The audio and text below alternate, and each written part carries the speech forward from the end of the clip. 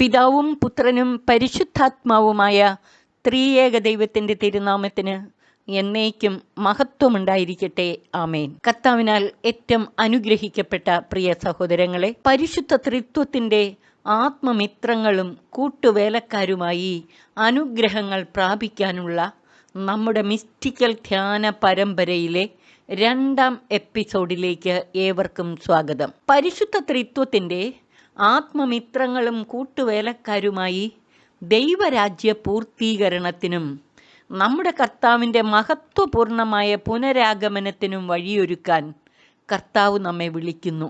ഈ വിളിക്ക് പ്രത്യുത്തരം നൽകി അനുഗ്രഹീതരാകുക എന്നത് ദൈവ തിരുഹിതപ്രകാരമുള്ള നമ്മുടെ പരമപ്രധാനമായ ജീവധർമ്മമാണ്. ഈ ജീവധർമ്മം നിറവേറ്റുന്നതിന് പരിശുദ്ധ ത്രിത്വത്തിൻ്റെ സ്നേഹ കൂട്ടായ്മയിൽ അവിടുത്തെ ആത്മമിത്രങ്ങളും കൂട്ടുവേലക്കാരുമായി ധ്യാനനിരതമായ ജീവിതം നയിക്കണം നാം. അതിനായി മിസ്റ്റിക്കൽ ധ്യാനവും താപസ ചൈതന്യവും സമന്വയിപ്പിച്ച ഒരു ധ്യാനാത്മക ജീവിത ശൈലിയാണ് ഏറ്റവും അനുയോജ്യവും ഫലപ്രദവുമായിട്ടുള്ളത്. മിസ്റ്റിക്കൽ ധ്യാനത്തിൻ്റെ ഊർജവും താപസ ചൈതന്യവും ഒരുമിച്ച് ചേരുമ്പോൾ അത് നമ്മയും ലോകത്തെ മുഴുവനും രൂപാന്തരീകരിച്ച് ത്രിയേക ദൈവത്തോട് ഐക്യപ്പെടുത്തുന്ന ഒരു വലിയ ശക്തിയായി മാറും. മാത്രമല്ല, ഇത് സാത്താൻ്റെ കോട്ടകളെ പ്രകമ്പനം കൊള്ളിച്ച് തകർക്കുകയും ചെയ്യും. അങ്ങനെ ദൈവരാജ്യ പൂർത്തീകരണത്തിനും നമ്മുടെ കർത്താവിൻ്റെ മഹത്വപൂർണമായ പുനരാഗമനത്തിനും വഴിയൊരുങ്ങും. ഈ ലക്ഷ്യത്തോടെ ധ്യാനനിരതമായ ജീവിതം നയിച്ചുകൊണ്ട് സഭാ ശുശ്രൂഷയിൽ പങ്കുചേരുന്ന സമർപ്പിതരുടെയും ദൈവഭക്തരായ ആത്മായരുടെയും കൂട്ടായ്മകളും കൂട്ടായ പരിശ്രമങ്ങളുമാണ് സഭയ്ക്കിന്ന് അനിവാര്യമായിരിക്കുന്നത്. സന്യാസ ഭവനങ്ങൾ മാത്രമല്ല, വിശ്വാസ പരിശീലന വേദികളും കുടുംബങ്ങളുടെ ഉള്ളറകളുമെല്ലാം ധ്യാന ചൈതന്യത്താൽ നിറയണം. ഇതിന് വഴികാട്ടിയും സഹായിയുമായിട്ടാണ് ഈ മിസ്റ്റിക്കൽ ധ്യാന പരമ്പര ആരംഭിച്ചിരിക്കുന്നത്. ദൈവവചനവും വിശ്വാസ രഹസ്യങ്ങളും സഭയുടെ ആരാധനാക്രമവും മലങ്കര സുറിയാനി കത്തോലിക്ക സഭയുടെയും പൗരസ്ത്യ സഭാ പിതാക്കന്മാരുടെയും ദൈവദാസന്മാർ ഇവാനിയോസ് പിതാവിൻ്റെയും ആധ്യാത്മിക ദൈവശാസ്ത്ര ദർശനങ്ങളും പ്രബോധനങ്ങളുമാണ് ഈ മിസ്റ്റിക്കൽ ധ്യാന പരമ്പരയുടെ ഉറവിടങ്ങളായി സ്വീകരിച്ചിരിക്കുന്നത്.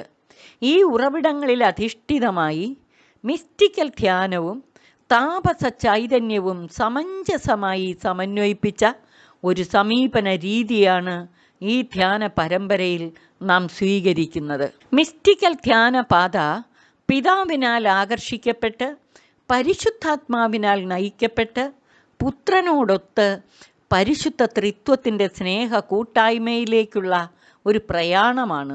നമ്മുടെ ഹൃദയങ്ങളിൽ പരിശുദ്ധ ത്രിത്വത്തിന് വാസയോഗ്യമായ ഭവനമൊരുക്കണം നാം. സ്വന്തം ഹൃദയത്തിൽ മാത്രമല്ല, സകല മനുഷ്യരുടെയും ഹൃദയങ്ങളിൽ പരിശുദ്ധ ത്രിത്വത്തിന് വാസയോഗ്യമായ ഭവനമൊരുക്കണം. ഭവനമൊരുക്കിയാൽ മാത്രം പോരാ, നമ്മുടെ അന്തരാത്മാവിനുള്ളിൽ ത്രിയേക ദൈവത്തെ അനുഭവിച്ചറിയാനും നമുക്ക് സാധിക്കണം.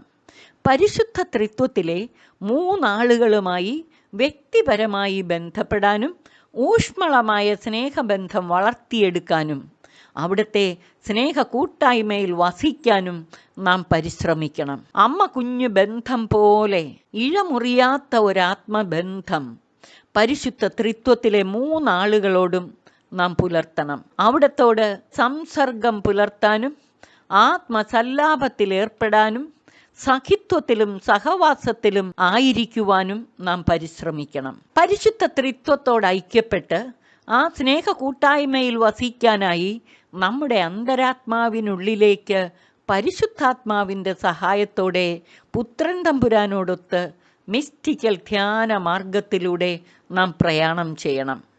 അന്തരാത്മാവിനുള്ളിൽ ഒരു താപസ കൂടാരം സജ്ജമാക്കി ത്രിയേക ദൈവത്തോടൊത്തു വസിച്ച് നിരന്തര ധ്യാനത്തിലൂടെ നമ്മയും ലോകത്തെയും രൂപാന്തരീകരിച്ച് ആ താബോർ അനുഭവത്തിൽ നിന്ന് ത്രിയേക ദൈവത്തിൻ്റെ കൂട്ടുവേലക്കാരായി താഴ്വരയിലേക്ക് പോയി നമുക്ക് ചുറ്റുമുള്ളവരെയും ലോകത്തെ മുഴുവനും രൂപാന്തരീകരിച്ച് ത്രിയേക ദൈവത്തോട് ഐക്യപ്പെടുത്തണം.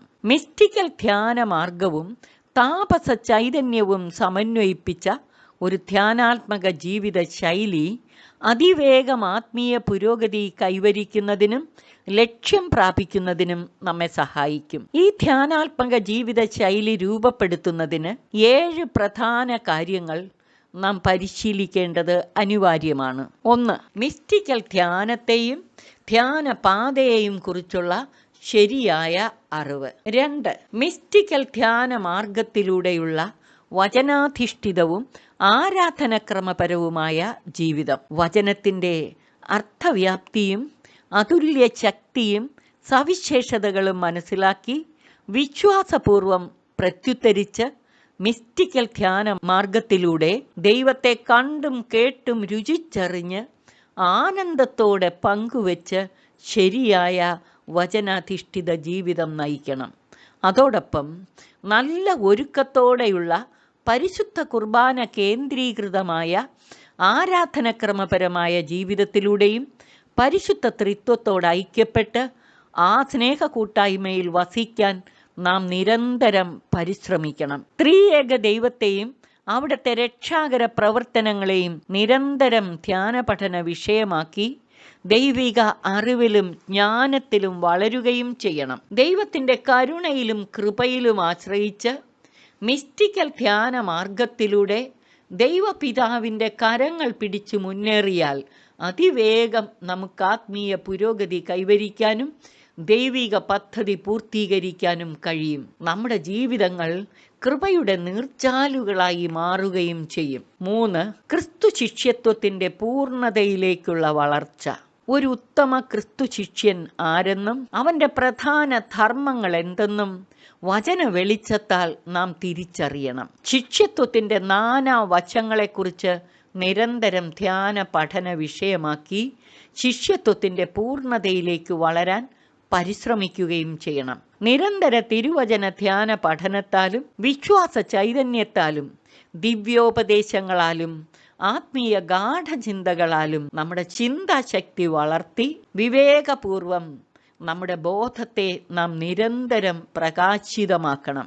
അങ്ങനെ ദൈവിക അറിവിലും ജ്ഞാനത്തിലും വളർന്ന് ത്രിയേക ദൈവത്തിൻ്റെ ആത്മമിത്രങ്ങളും കൂട്ടുവേലക്കാരുമായി മാറണം. ദൈവേഷ്ടത്തെ എപ്പോഴും സ്വന്തം ഇഷ്ടത്തിന് മുകളിൽ പ്രതിഷ്ഠിച്ച് ദൈവത്തോടുള്ള പ്രതിജ്ഞാബദ്ധതയാൽ ജഡിക അഭിലാഷങ്ങളെയും സ്വാർത്ഥ താൽപ്പര്യങ്ങളെയും പ്രലോഭനങ്ങളെയും ജയിച്ചു മുന്നേറുകയും വേണം. ഇവയൊന്നും ശ്രദ്ധിക്കാതെ വികാരങ്ങൾക്ക് അടിമപ്പെട്ട് ജഡിക അഭിലാഷങ്ങളോടെ ജീവിച്ചാൽ മനുഷ്യൻ സുബോധം നഷ്ടപ്പെട്ട് അന്ധകാരത്തിലാണ്ട് മൃഗതുല്യം പൈശാചികമായി മാറുമെന്ന സത്യം വിസ്മരിക്കരുത്.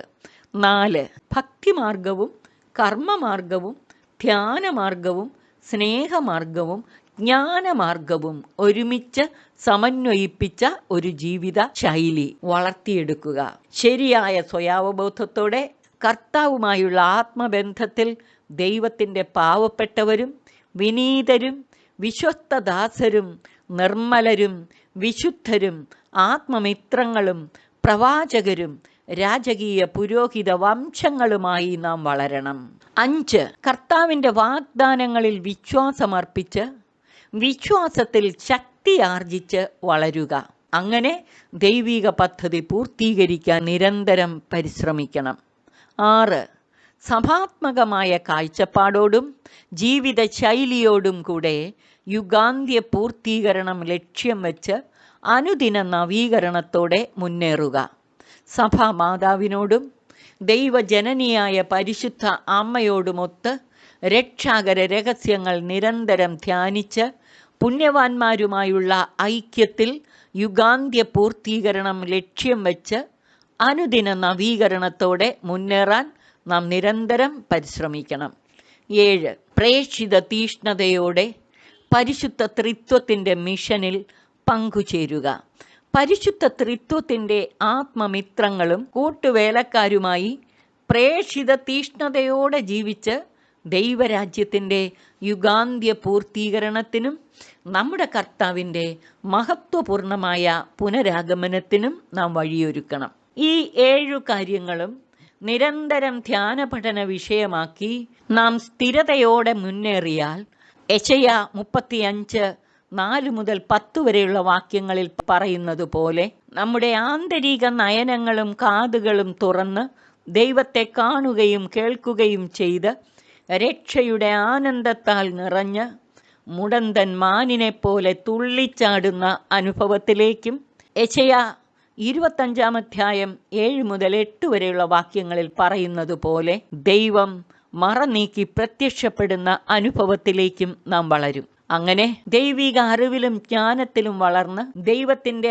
ആത്മമിത്രങ്ങളും പ്രവാചകരുമായി ജീവിക്കുന്നതിന് നമുക്കിടയാകും. ഇതാണ് മനുഷ്യൻ്റെ ഏറ്റവും വലിയ സൗഭാഗ്യം. പരിശുദ്ധ ത്രിത്വത്തിൻ്റെ സ്നേഹ കൂട്ടായ്മയിലുള്ള ഈ ധ്യാനാത്മക ജീവിതം കാലഘട്ടത്തിൻ്റെ വലിയൊരാവശ്യമാണ്. ഈ ആവശ്യം നിറവേറ്റി പുനരൈക്യത്തിൻ്റെ ശതാബ്ദിക്കും നമ്മുടെ കർത്താവിൻ്റെ മഹാജൂബിലിക്കും മഹത്വപൂർണമായ പുനരാഗമനത്തിനും വഴിയൊരുക്കാൻ നമുക്ക് സർവാത്മന പരിശ്രമിക്കാം. ഈ ധ്യാനാത്മക ജീവിത ശൈലിയിൽ സമർപ്പിതരെ മാത്രമല്ല, സന്യാസ വൈദിക പരിശീലനത്തിലിരിക്കുന്നവർ, കുട്ടികൾ, യുവജനങ്ങൾ, യുവദമ്പതികൾ, മാതാപിതാക്കൾ, മതാധ്യാപകർ എന്നിവരെയെല്ലാം സജീവ പങ്കാളികളാക്കാൻ നാം പരിശ്രമിക്കണം. സർവശക്തൻ നമ്മെ അനുഗ്രഹിച്ച് ആശീർവദിക്കട്ടെ. പിതാവിനും പുത്രനും പരിശുദ്ധാത്മാവിനും സ്തുതി, ആദിമുതൽ എന്നേക്കും. ആമേൻ.